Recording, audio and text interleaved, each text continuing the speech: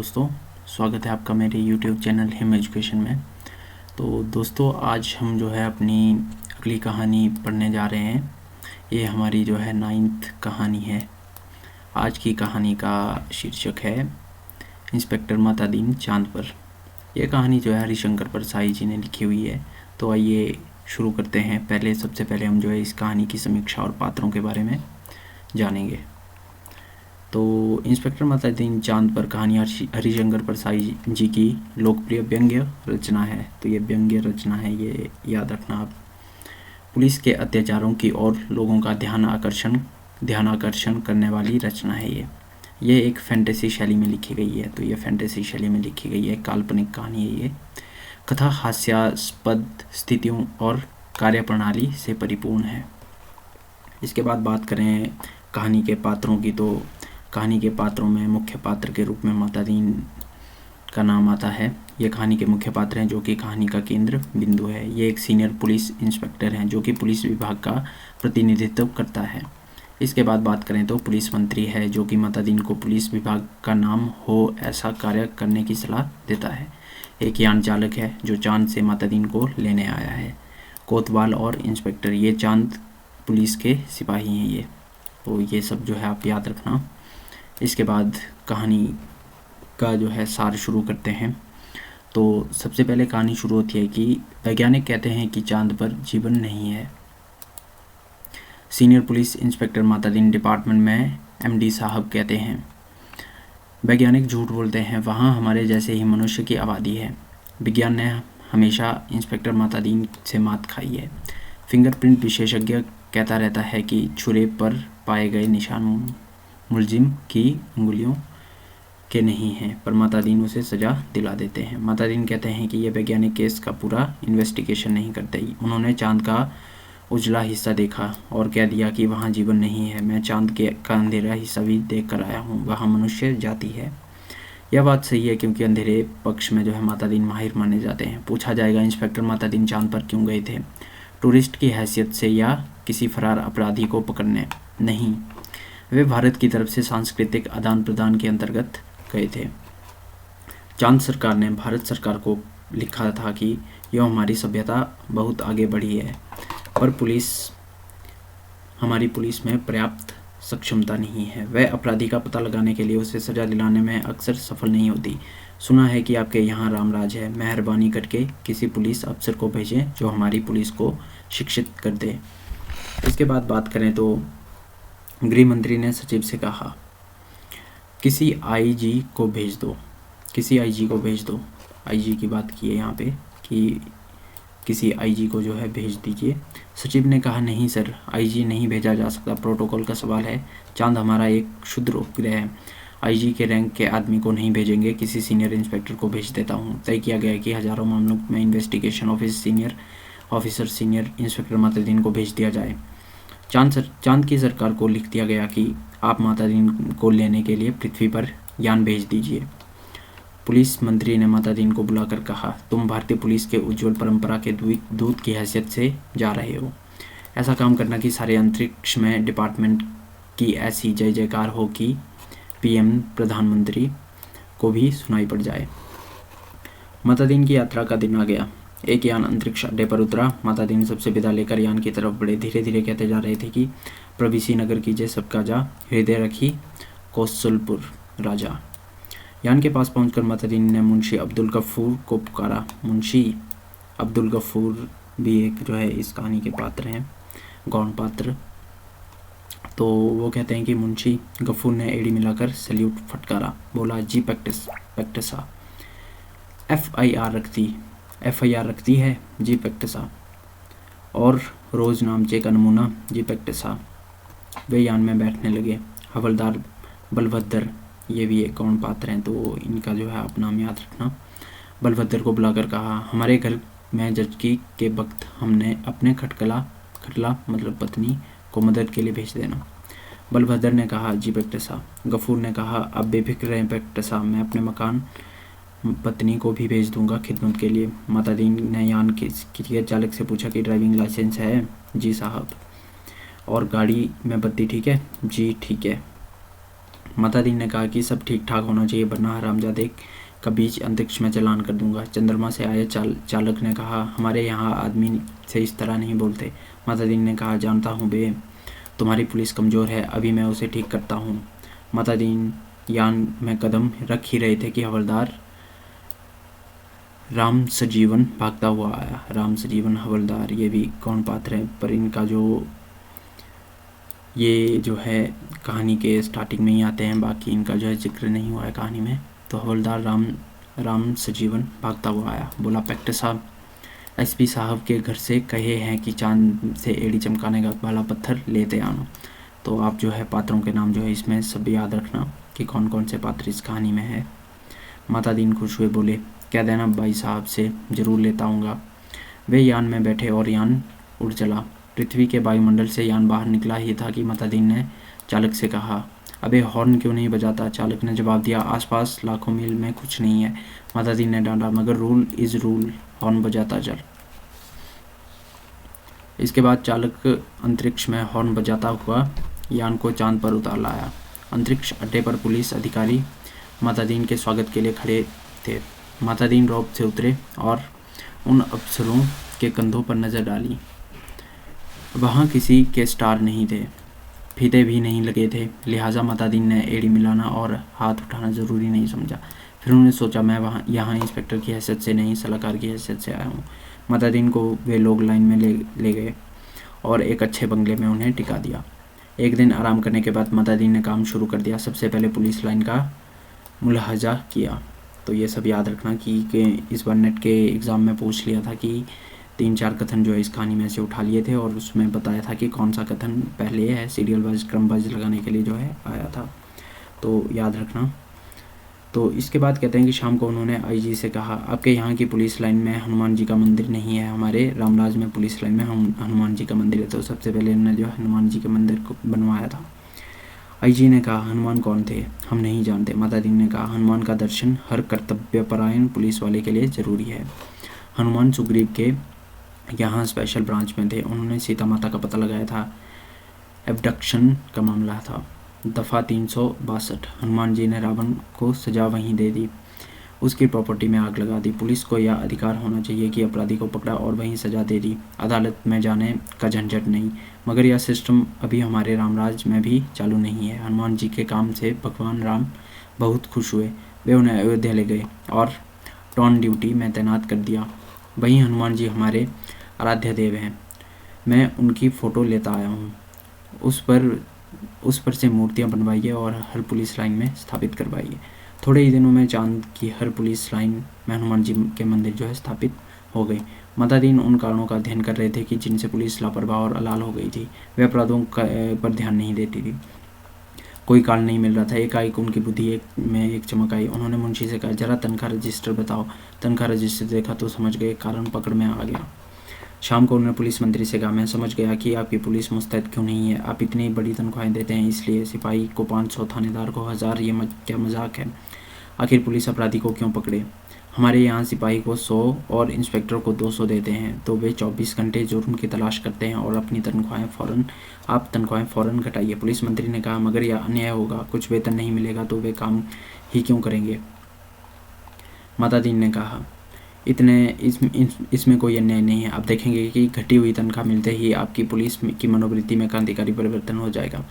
Police मंत्री ने तनख्वाहें घटा दी और 2-3 महीनों में सचमुच बहुत फर्क आ गया। पुलिस एकदम मुस्तैद हो गई, सोते से एकदम जाग गई। चारों तरफ नज़र रखने लगी। अपराधियों की दुनिया में घबराहट छा गई। पुलिस मंत्री ने तमाम थानों में रिकॉर्ड बुलाकर देखे। पहले से कई गुने अधिक केस रजिस्टर हुए। उन्होंने माता जी से कहा, मैं आपकी सोच की तारीफ़ करता हूँ, अब आपने क्रांति कर दी, पर यह हुआ किस तरह। माता जी ने समझाया कि बात बहुत मामूली है। कम तनख्वाह दोगे तो मुलाजिम की गुजर नहीं होगी। 100 रुपये में सिपाही के बच्चों को नहीं पाल सकता, 200 रुपये में इंस्पेक्टर ठाट बाट नहीं मेंटेन कर सकता। उसे ऊपरी आमदनी करनी ही पड़ेगी, और ऊपरी आमदनी तभी होगी जब अपराधी को पकड़ेंगे, गरज की वह अपराधों पर नज़र रखेंगे, सचेत कर्तव्यपरायण और मुस्तैद हो जाएगा। हमारे रामराज के स्वच्छ और सक्षम प्रशासन का यही रहस्य है।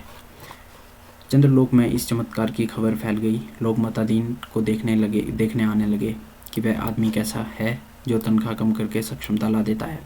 पुलिस के लोग भी खुश थे। वह कहते कि गुरु आप इधर ना पधारते तो हम सभी कोरी तनख्वाह से ही गुजर करते रहते। सरकार भी खुश थी और मुनाफे का बजट बनने वाला था। तो आधी समस्या हल हो गई। पुलिस अपराधी पकड़ने लगे। मामले की जांच विधि में सुधार करना रह गया था। अपराधी को पकड़ने के बाद उसे सजा दिलाना मातादीन इंतजार कर रहे थे कि कोई बड़ा केस आ जाए तो नमूने के तौर पर उसका इन्वेस्टिगेशन कर बताएं। एक दिन आपसी मारपीट में एक आदमी मारा गया। मातादीन कोतवाली आकर बैठ गए और बोले, नमूने के लिए इस केस का इन्वेस्टिगेशन मैं करता हूँ। आप लोग सीखे या कत्ल का केस है। कत्ल के केस में एविडेंस बहुत पक्का होना चाहिए। कोतवाल ने कहा, पहले कातिल का पता लगाया जाएगा, तभी तो एविडेंस इकट्ठा किया जाएगा। मातादीन ने कहा, नहीं, उल्टे मत चलो, पहले एविडेंस देखो। क्या कहीं खून मिला किसी के कपड़ों पर या और कहीं? एक इंस्पेक्टर ने कहा, हाँ, मारने वाले तो भाग गए थे। मृतक सड़क पर बेहोश था। एक भला आदमी वहाँ रहता था, उसने उठाकर अस्पताल भेजा। उस भले आदमी के कपड़ों पर खून का दाग लग गए थे। मातादीन ने कहा, उसे फ़ौरन गिरफ्तार करो। कोतवाल ने कहा, मगर उसने तो मरते हुए आदमी की मदद की थी। मातादीन ने कहा, सब ठीक है, पर तुम खून के दाग ढूंढने और कहाँ जाओगे? जो एविडेंस मिल रहा है उसे तो कब्जे में करो। वह भला आदमी पकड़कर बुलवा लिया गया। उसने कहा, मैंने तो मरते आदमी को अस्पताल भिजवाया था, मेरा क्या कसूर है? चांद की पुलिस उसी बात एकदम प्रभावित हुई। मातादीन प्रभावित नहीं हुए। सारा पुलिस महकमा उत्सुक था कि अब मातादीन क्या तर्क निकालते हैं। मातादीन ने उससे कहा, पर तुम झगड़े में गए क्यों? उसने जवाब दिया, मैं झगड़े की जगह नहीं गया, मेरा वहाँ मकान था, झगड़े मेरे मकान के सामने हुआ। अब फिर मातादीन की प्रतिभा की परीक्षा थी। सारा महकमा उत्सुक देख रहा था। मातादीन ने कहा, मकान तो ठीक है, पर मैं पूछता हूँ कि झगड़े की जगह जाना ही क्यों? इस तरह के तर्क का कोई जवाब नहीं था। वह बार बार कहता रहा कि मैं झगड़े की जगह नहीं गया, मेरा वही मकान है। मातादीन ने उसे जवाब देते, सो ठीक है, पर झगड़े की जगह जाना ही क्यों? इस तर्क प्रणाली से पुलिस के लोग बहुत प्रभावित हुए। तो आगे है कि अब मातादीन जी ने इन्वेस्टिगेशन का सिद्धांत समझाया। देखो, आदमी मारा गया है या तो पक्का है, किसी ने उसे ज़रूर मारा, कोई कातिल है, किसी को सज़ा होनी है। सवाल है किसको सज़ा होनी है। पुलिस के लिए यह सवाल इतना महत्व नहीं रखता जितना कि यह सवाल कि जुर्म किस पर साबित हो सकता है या किस पर साबित होना चाहिए। कत्ल हुआ है तो किसी मनुष्य को सज़ा होगी, मारने वाले को होती है या बेकसूर को।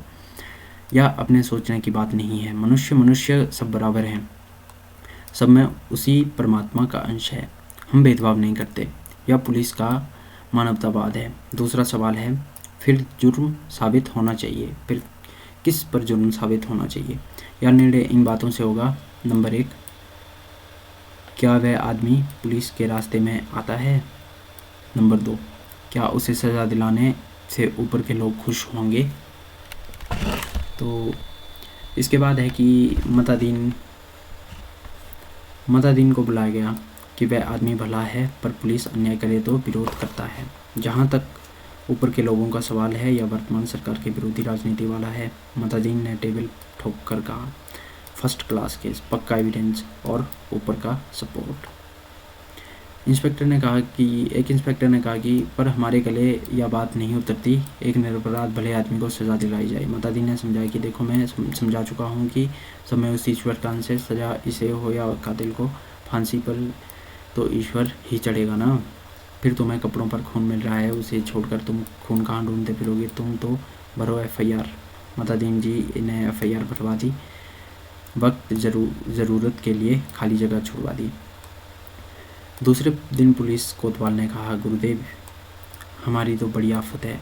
तमाम भले आदमी आते हैं और कहते हैं कि बेचारे बेकसूर को क्यों फंसा रहे हो? ऐसा तो चंद्रलोक में कभी नहीं हुआ। बताइए हम क्या जवाब दें? एक मिनट, सॉरी।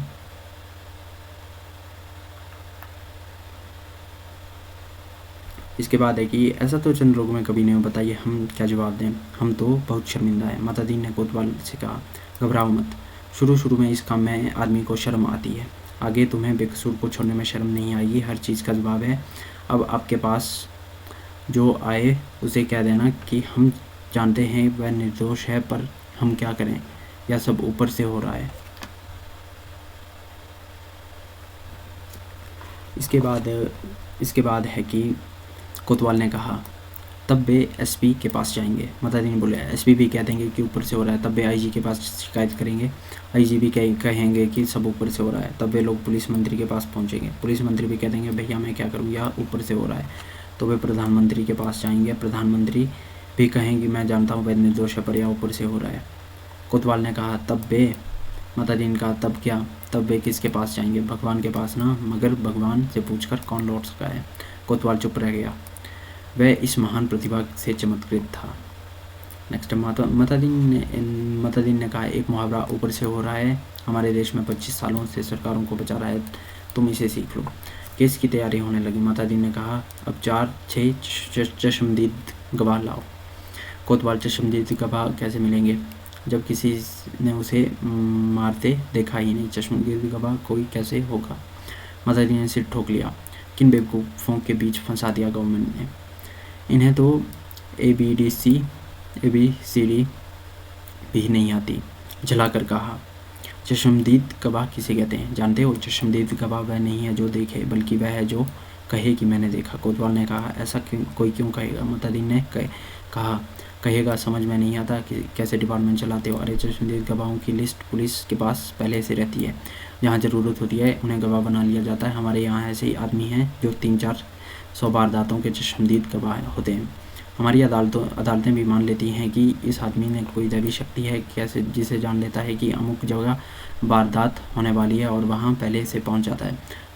मैं तुम्हें चश्मदीद गवाह बना कर देता हूँ। 8-10 उठाईगिरों को बुलाओ जो चोरी मारपीट गुंडागर्दी करते हो, जुआ खेलते हो और शराब उतारते हो।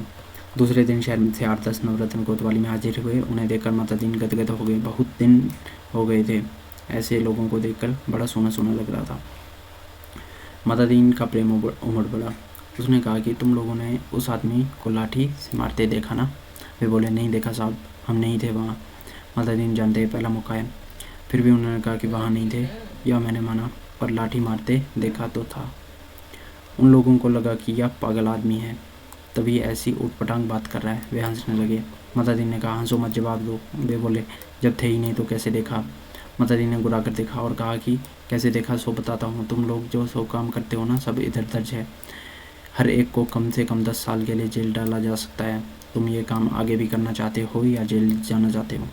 वे घबराकर बोले साहब हम जेल नहीं जाना चाहते। माताजी ने कहा ठीक, तो तुमने उस आदमी को लाठी मारते देखा ना। वे बोले साहब देखा।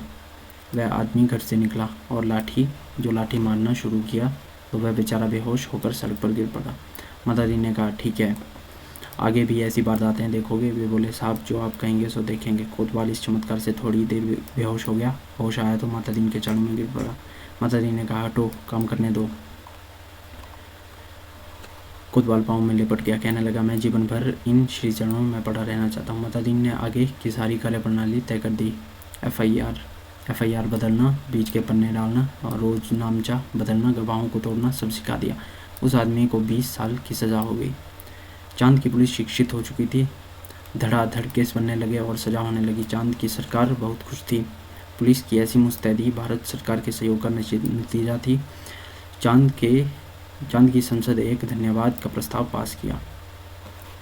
एक दिन माता दीन जी का सार्वजनिक अभिनंदन किया गया। वे फूलों से लदे हुए खुली जीप में बैठे थे। आसपास जय जयकार, हजारों लोग वे हाथ जोड़कर गृहमंत्री के स्टाइल में जवाब दे रहे थे। ज़िंदगी में पहली बार ऐसा कर रहे हैं, इसलिए थोड़ा अटपटा लग रहा है। 26 साल पहले पुलिस में भर्ती होते वक्त किसी ने सोचा था कि एक दिन दूसरे लोग में ऐसा अभिनंदन होगा। वे पछताए, अच्छा होता कि इस मौके के लिए कुर्ता टोपी और धोती ले आते। भारत के पुलिस मंत्री टेलीविज़न पर बैठे दृश्य देख रहे थे वे और सोच रहे थे कि मेरी सद्भावना यात्रा के लिए वातावरण बन गया। कुछ महीने निकल गए। एक दिन चांद की संसद पर विशेष अधिवेशन बुलाया गया। बहुत तूफान खड़ा हो गया। गुप्त अधिवेशन था, इसलिए रिपोर्ट प्रकाशित नहीं हुई, पर संसद की दीवारों पर टकराकर कुछ शब्द बाहर आ गए। सदस्य गुस्से से चिल्ला रहे थे। कोई बीमार बाप का इलाज नहीं कराता, डूबते बच्चों को कोई नहीं बचाता, जलते मकान में आग कोई नहीं बुझाता, आदमी जानवर से बदतर हो गया है, सरकार फौरन इस्तीफा दे। दूसरे दिन चांद के प्रधानमंत्री ने माता दीन को बुला। माता दीन ने देखा, वे एकदम बूढ़े हो गए थे। लगा ये कई रात से सोए नहीं हैं। रुआं से होकर प्रधानमंत्री ने कहा, माता दीन हम आपके और भारत सरकार के आभारी हैं। अब कल अपने देश लौट जाइए। माता जी ने कहा मैं तो टर्म ख़त्म करके ही जाऊँगा। प्रधानमंत्री ने कहा आप बाकी टर्म का वेतन ले जाइए, डबल ले जाइए, ट्रिपल ले जाइए। माता जी ने कहा हमारा सिद्धांत है कि हमें पैसा नहीं काम पे आ रहा है। आखिर चांद के प्रधानमंत्री ने भारत के प्रधानमंत्री से गुप्त पत्र लिखा। चौथे दिन माता जी को वापस लौटने के लिए आईजी से ऑर्डर मिल गया। उन्होंने एसपी साहब के घर के लिए एड़ी चमकाने वाला पत्थर यान में रखा और चांद से विदा हो गए। उन्हें जाते देखकर पुलिस वाले रो पड़े। बहुत अरसे तक यह रहस्य बना रहा कि आखिर चांद में ऐसा क्या हो गया कि माता दीन को इस तरह एकदम लौटना पड़ा। चांद के प्रधानमंत्री ने भारत के प्रधानमंत्री को क्या लिखा था? एक दिन वह पत्र खुल ही गया। उसमें लिखा था कि इसमें माता दीन की सेवाएं हमें प्रदान करने के लिए अनेक धन्यवाद, पर अब आप उन्हें फ़ौरन बुला लें। हम भारत को मित्र देश समझते हैं, पर आपने हमारे साथ शत्रुता व्यवहार किया है। हमारे भोले लोगों के साथ आपने विश्वासघात किया है। आपके माता दीन ने हमारी पुलिस को जैसा कर दिया है उसके नतीजे ये हुए। तो नतीजे बताए गए हैं। कोई आदमी किसी मरते हुए आदमी के पास नहीं जाता, इस डर से कि वह कत्ल के मामले में फंसा दिया जाएगा। बेटा बीमार बाप की सेवा नहीं करता, वह डरता है कि बाप मर गया तो उसे कहीं हत्या का आरोप नहीं लगा दिया जाएगा। घर चलते रहते हैं, कोई बुझाने नहीं आता, डरता है कि कहीं उस पर आग लगाने का जुर्म कायम ना कर दिया जाए। बच्चे नदी में डूबते रहते हैं और कोई उन्हें नहीं बचाता, इस डर से उन्हें उस पर बच्चों को डुबाने का आरोप ना लग जाए। सारे मानवीय संबंध समाप्त हो रहे हैं। माता दीन जी ने हमारी आदि संस्कृति नष्ट कर दी है और वे वहाँ रहे तो पूरी संस्कृति नष्ट कर देंगे। उन्हें फ़ौरन रामराज बुला लिया जाए। तो ये थी हमारी कहानी। तो अगर वीडियो अच्छी लगी हो तो लाइक करें, शेयर करें, कमेंट करें और चैनल पर नए हो तो सब्सक्राइब करें। Thank you.